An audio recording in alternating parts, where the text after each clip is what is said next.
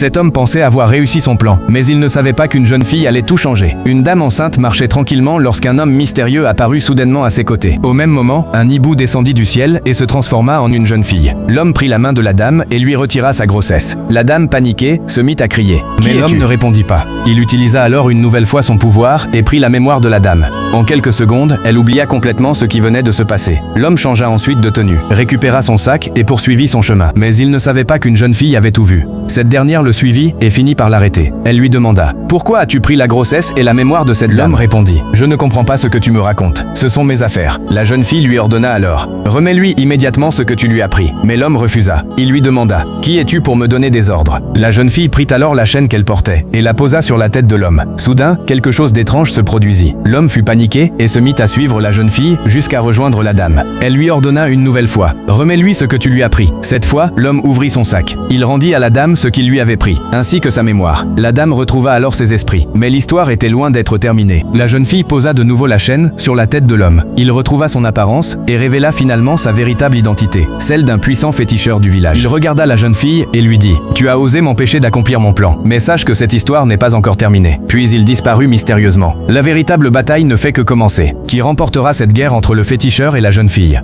Abonne-toi pour ne surtout pas manquer la deuxième partie.